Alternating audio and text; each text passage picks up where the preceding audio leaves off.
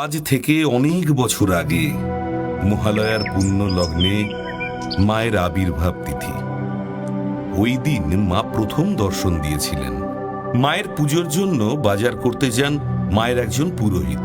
বাজার করতে গিয়ে পুরোহিত লক্ষ্য করেন একটি 5 বছরের ছোট্ট বাচ্চা মেয়ে গায়ে কালো রং মেখে, চোখে লাল রং মেখে পুরো মা কালীর মতো সেজে ভিক্ষা করছেন। সেই বাচ্চা মেয়েটি সবার কাছে ভিক্ষা চাইছে, যে যেরকম ভাবে তাকে ভিক্ষা দিতে পারে। একটা টাকা দে না, আমার খুব খিদে পেয়েছে রে, আমি 2 দিন ধরে কিচ্ছু খাইনি। মা শ্যামসুন্দরীর যিনি পুরোহিত, তার কাছেও সেই বাচ্চা মেয়েটি ভিক্ষা চাইতে গেলেন এবং বললেন, কি হলো? একটা টাকা দে না। দূর, কি হয়েছে? একটা টাকা দে না, আমার খুব খিদে পেয়েছে রে। যা যা গিয়ে খেটে খা। তখন সেই পুরোহিত বাচ্চা মেয়েটিকে ধাক্কা দিয়ে ফেলে দেন।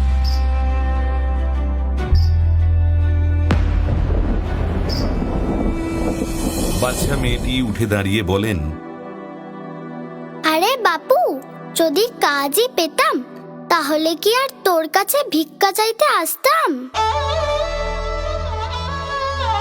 এরপর বাচ্চাটিও চলে যায়। আর পুরোহিত তার পছন্দের মতো মায়ের ভোগ করার জন্য মিষ্টি, চাল, ডাল সবকিছু কিনে আনেন, অনেক বেশি বেশি করে। সেই দিন মায়ের অন্নভোগের ব্যবস্থা করা হয় এবং প্রচুর ভক্তের সমাগম হয়।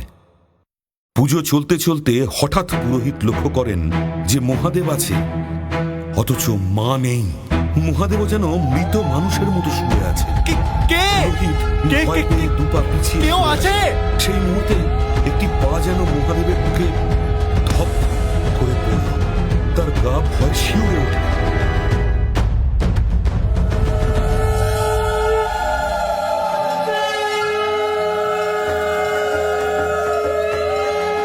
চাল কলা খেতে দে, দিবি নে আমার?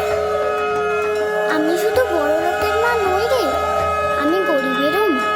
তাই আজ থেকে তুই যতই আমার জন্য বিশেষ পুজো করিস না কেন, যদি কোনো ভক্ত 1 মুঠো আতপ চাল আর একটি পাকা কলা নিয়ে আমার কাছে নিবেদন করে,